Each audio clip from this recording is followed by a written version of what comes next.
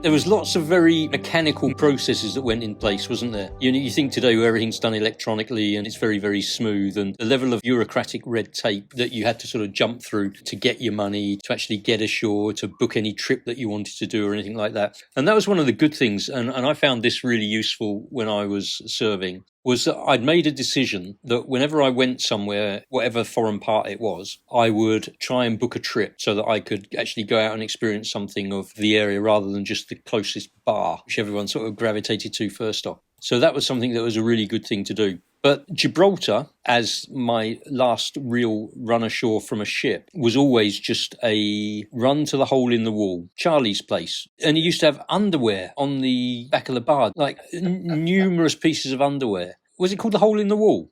It was the hole in the wall. Charlie, it was a Gibraltarian who worked in the dockyard. He was so well known to the Navy guys. One of the nicest men you'll ever come across.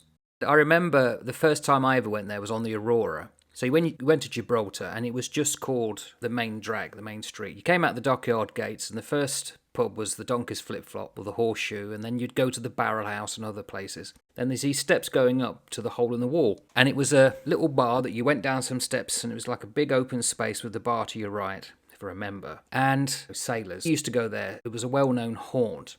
As the skin of the mess, I was dragged down there and they literally held an auction to sell me off. They probably did it to you, and I think it's to every other new lad who was in the first trip. It's just light-hearted fun. It was amazing. And he always supported it, Charlie. He always put up with the antics that we would get up to. I mean, drunken young lads. Never, as far as I'm aware, violent, just good fun. Me and a guy called Dell, we went down there and we kept ordering these brown cows. I think it was Baileys with crushed ice, and we just poured them over our heads.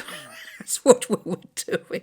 God knows why. So that was Charlie's. For me, Gibraltar was always just that staggering pub crawl, really. You would start, as you say, as soon as you got out the dockyard, the Donkey's Flip-Flop, and you would just work your way all the way through. But the hole in the wall was often the place that you'd end up or be carried out of or whatever it was. And it was always in good spirits, you're right. I don't ever recall having any issues at all with anything in Gib. I came into conflict with a couple of other ships once when I was in Italy, and when we were in Bahrain, I can remember things getting a little bit funky, and a big fight kicked off, and all I can remember is being on my hands and knees and crawling out, literally like one of those scenes from a movie. You've got the protagonist crawling out from the middle of the melee through the legs of everybody else that's scrapping, and that was me. I was just sort of working my way out of it and looking back going, whoo, it's all kicking off.